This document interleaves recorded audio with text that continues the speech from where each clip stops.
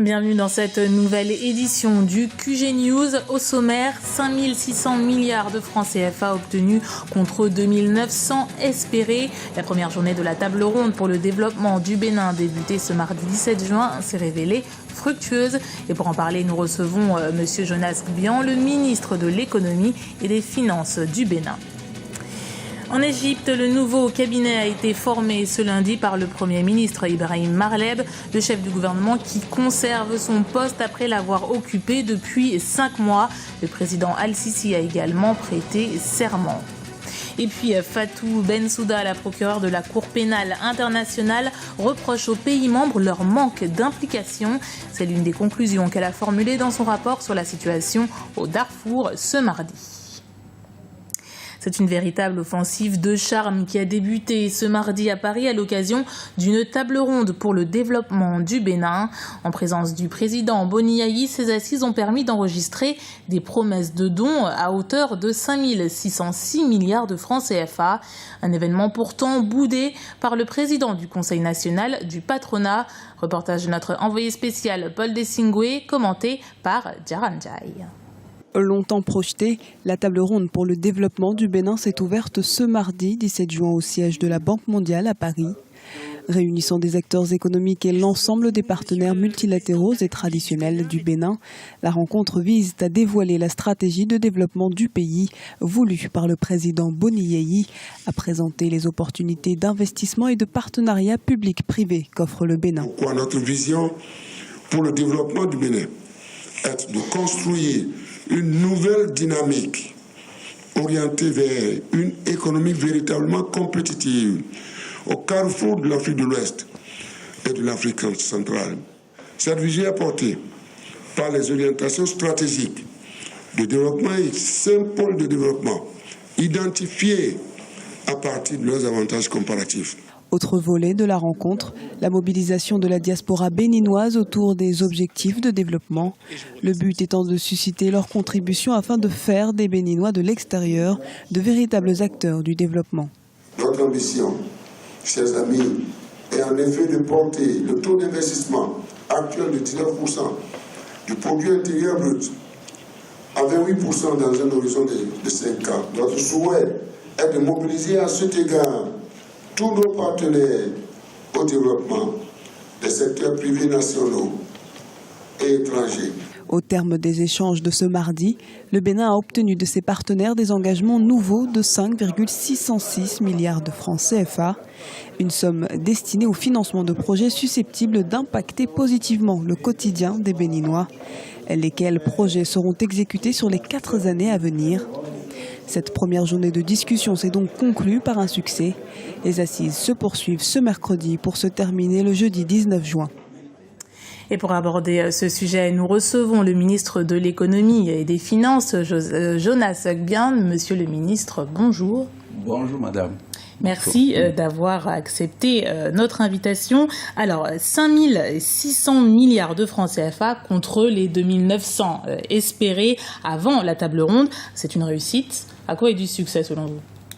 Bon, merci.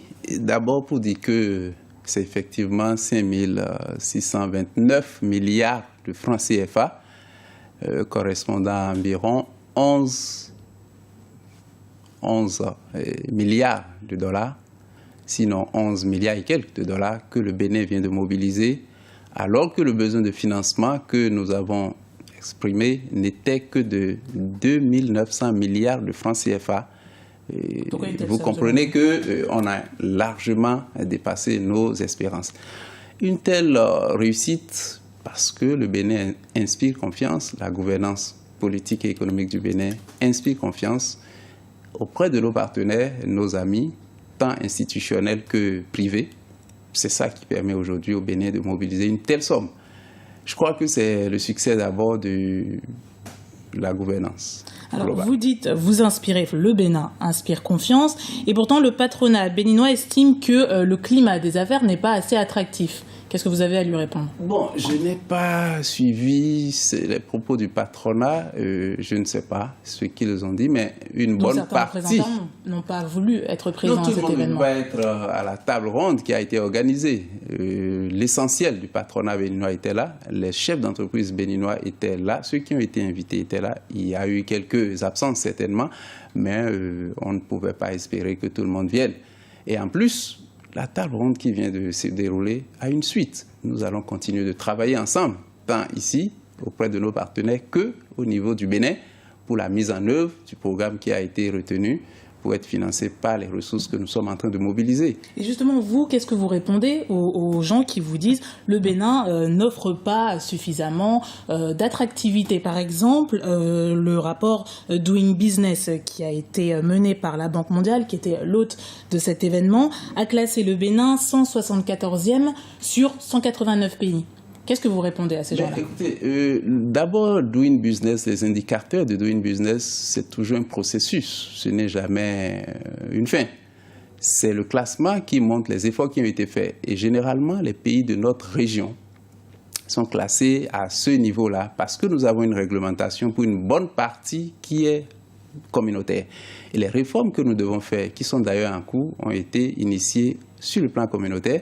Nous pensons les mener dans les plus brefs délais et améliorer la qualité, donc le classement du Bénin dans Doing Business. Mais indépendamment de ça, nous sommes en train de faire en sorte que le Bénin soit une destination désirée par beaucoup d'investisseurs.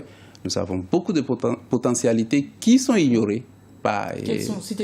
D'abord, le Bénin est un pays qui est au cœur de l'Afrique de l'Ouest, qui est la jonction entre la zone UEMOA, la zone franc CFA UEMOA que nous connaissons tous, et le Grand Nigeria, qui a environ 170 millions d'habitants, un gros marché, qui, avec celui de l'UEMOA, constitue une zone de près de 300 millions de consommateurs.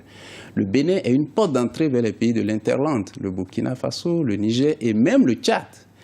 Et le Bénin a un port qui vient d'être rénové et un deuxième port qui doit être construit justement dans le cadre de la mobilisation de ces ressources. Donc le Bénin est un pays qui peut attirer. Le Bénin, pour une bonne partie du temps, a un taux d'inflation qui est relativement très faible par rapport à son voisin, qui est le Nigeria. Et le Bénin a une stabilité macroéconomique qui permet d'espérer que les autorités de ce pays vont donc maintenir le cap pour que les conditions de l'activité économique soient donc prospères et propices à l'investissement. Eh bien, je vous remercie, Monsieur Jonas Gbian. Je rappelle que vous êtes le ministre de l'Économie et des Finances au Bénin. L'Égypte et la Guinée-Bissau réintègrent l'Union africaine ce mercredi 18 juin. Les deux nations étaient suspendues depuis juillet 2013 pour l'Égypte après la destitution du président Mohamed Morsi et depuis avril 2012 pour la Guinée-Bissau suite au coup d'État militaire. L'Union africaine qui s'applique en effet à suspendre tout pays soumis à un changement de pouvoir jugé inconstitutionnel. À titre d'exemple, la Centrafrique demeure écartée de l'organisation panafricaine. Et en Égypte, justement, le Premier ministre Ibrahim Marleb a formé son cabinet ce lundi, une étape importante pour un pays en transition plongé dans une crise sécuritaire et économique depuis la destitution par l'armée de son premier président démocratiquement élu.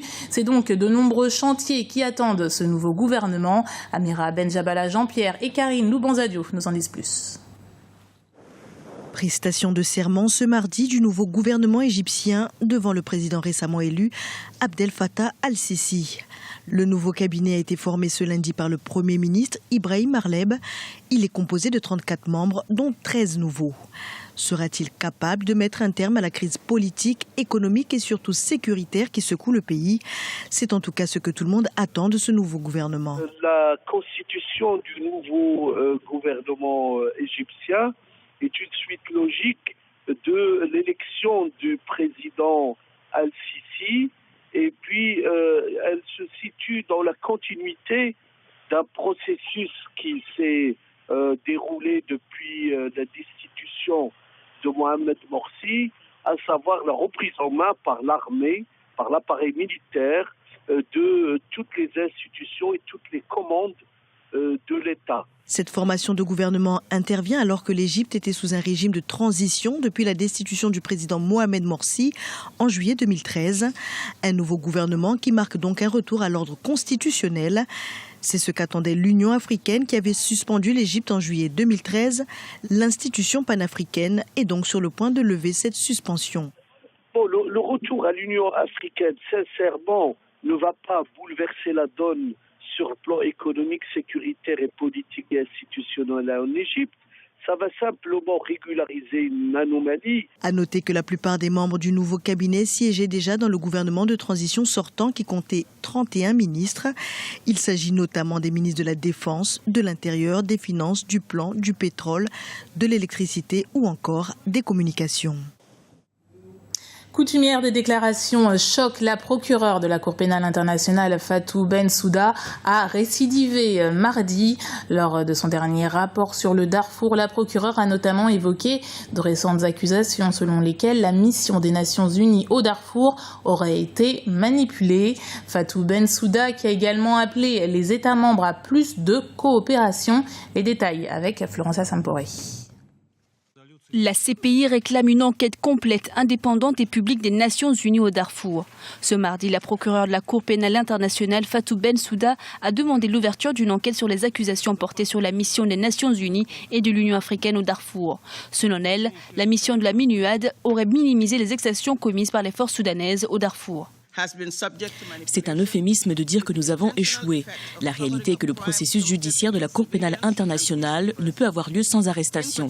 Les suspects du Darfour sont toujours en liberté et aucune des mesures significatives n'ont été prises pour les arrêter et les traduire en justice. Pour être clair, la Cour n'a pas le pouvoir d'arrêter des accusés. Il est de la responsabilité des États et d'autres accusés de se rendre à la Cour pénale internationale. Dans son rapport, la procureure dénonce en particulier les attaques contre les civils. Elle a également fustigé l'incapacité du Conseil à faire appliquer ses résolutions et à faire arrêter les responsables soudanais inculpés par la CPI, dont le président soudanais Omar el-Béchir. Aujourd'hui, nous sommes dans la même position que 2007. La situation n'a pas changé, c'est une triste réalité. Ces accusations devraient être un motif de préoccupation pour nous tous. Ces allégations appellent à une enquête approfondie, indépendante et publique. Bien que la responsabilité de cette manipulation puisse être confiée à une poignée d'individus, elle attaque la crédibilité de la mission dans son ensemble au Darfour. Plusieurs pays membres, dont la France et le Royaume-Uni, ont soutenu cette demande d'enquête, mais pour l'instant, les Nations Unies ont seulement promis le réexamen de la demande d'enquête et la révision stratégique de la MINUAD afin de focaliser la mission sur la protection de la population soudanaise. Le Conseil de sécurité doit évaluer les premiers résultats de cette réforme avant de renouveler le mandat de la MINUAD en août 2014. Et on termine ce journal avec la Coupe du Monde de football. Dans le groupe D, l'Australie rencontrera les Pays-Bas qui se sont montrés impériaux face aux tenants du titre. L'Espagne, justement, qui tentera de relever la tête en affrontant le Chili. Dans le groupe A, les Lions indomptables du Cameroun n'auront pas le droit à l'erreur ce mercredi face à la redoutable Croatie. Le match aura lieu à 18h heure locale, soit 22h GMT. Et actuellement, le mystère plane encore sur la présence de Samuel Eto'o. C'était le journal de la rédaction. Merci de l'avoir suivi. Retrouvez dans un instant une nouvelle édition du QG News sur Africa 24.